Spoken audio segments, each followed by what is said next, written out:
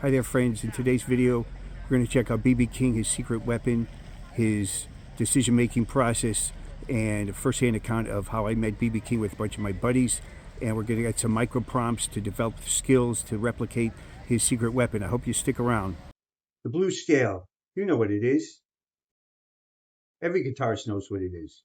It's 5 notes, maybe 6 if you're feeling fancy. And B.B. King, the king of the blues, he knew them too. Here's the thing, B.B. King's secret wasn't the blues scale. It wasn't vibrato. It wasn't even Lucille. No, B.B. King's secret was something much harder to teach. He knew when to stop. We noticed a man sitting outside a dressing room holding a guitar, so we went over to check it out. We said, hey, mister, nice guitar. So he said, hey, boys, that's Lucille. Riley B. King, born 1925 in Mississippi, worked on a plantation, bought his first guitar for $15. By the time he died in 2015, he had played over 15,000 shows. 15,000. It was 1969. I'm 13 with my 2 friends, Jay and Frank. Jay's about my age. Frank was a couple years older. Seaside Park, Bridgeport, Connecticut. We're going to see one of our favorite bands at the time, Vanilla Fudge. On the bill opening up were 2 bands we never heard of. One was Joe Cocker, and one was B.B. King.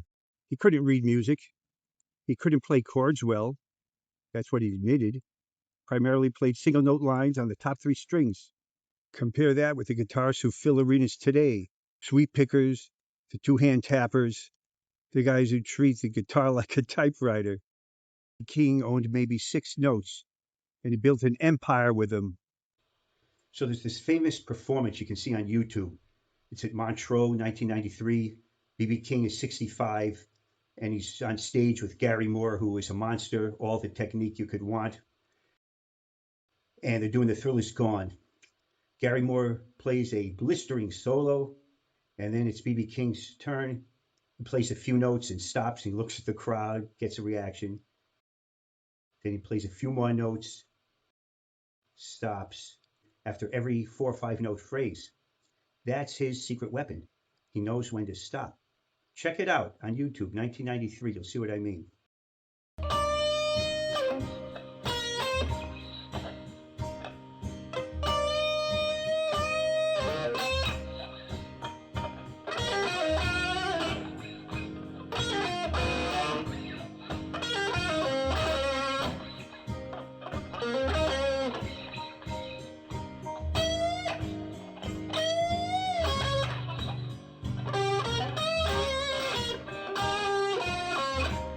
We noticed a man sitting outside a dressing room holding a guitar, so we went over to check it out.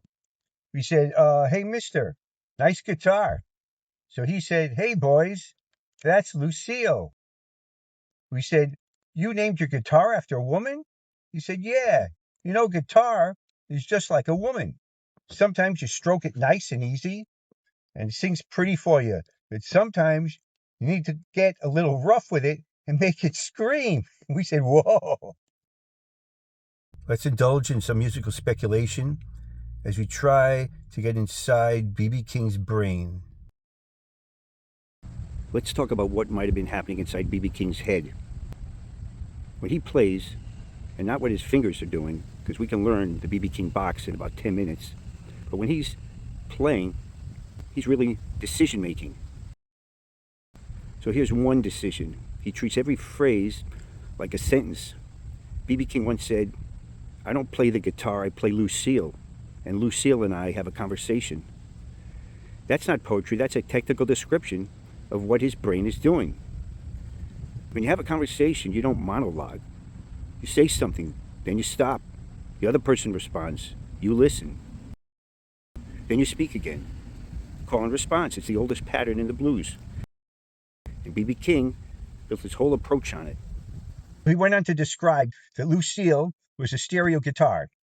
He told us and showed us how it worked, and he spent a good amount of time with us. He didn't dismiss us or treat us like the annoying kids that we probably were.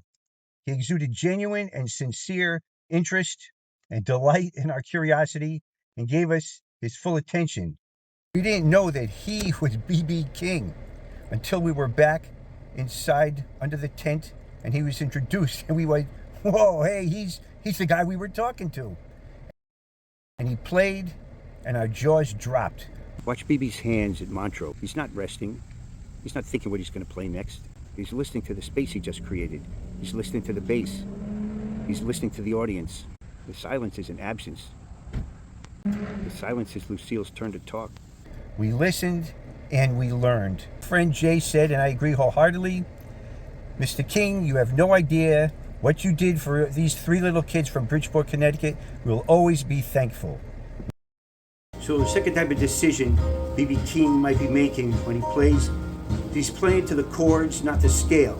So let's take basic C minor pentatonic, and if he was playing the scale, he might be playing like this. I really don't think B.B. King is thinking scale-based playing. It's relationship-based playing. He's hearing horizontally across the chord changes, not vertically inside a box shape. Boring is playing it safe. Boring is repeated patterns. But interesting, expressive, exciting is going where you're not sure what's around the corner. How do you actually build this instinct? You can't just tell them, play less. It's like telling someone, be more confident. It doesn't work. You need a training protocol. So here's a micro prompt to target that exact mental muscle that we're talking about that allowed B.B. King to make a career and play 15,000 shows. This is the micro prompt called the call and response solo. Put on a slow blues backing track, any key, and this is what you're going to do. You're going to play a phrase, and then you're going to let 2 full bars go by in silence. Another phrase, another 2 bars of nothing. Another phrase, 2 bars of nothing. The first time you do it, it's going to feel wrong. You'll feel exposed. You'll want to fill those 2 bars with something. A bend or a trill, pickup note into the next phrase. But don't. Here's what's happening. You're training your brain to value silence as a deliberate choice, not a mistake. You're learning that the space between phrases isn't empty. It's loaded. It's tension. It's the moment your listener's leaning in. And this is B.B. King's fundamental move. A phrase, breathe. A phrase, breathe. It's a conversation, not a lecture. B.B. King didn't ask permission to play that way. He just did it. He decided that this silence was at least as important as the notes he chose to play, and 50 years later, we're still studying what he did. You have technique, you have vocabulary, you have skills. What B.B. King offers you, and what he's still offering you all these years later, is permission. Permission to slow down, permission to choose, permission to let the music breathe. So stop overthinking. Let your brain control your fingers, not the other way around.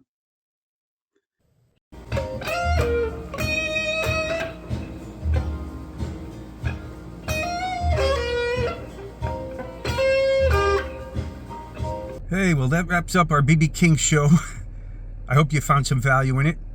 Let me know in the comments if you found something to incorporate. I try to release one of these videos a week. This week I'm a few days late. But by all means, if you got something out of this, subscribe and share it. Until next time, take care.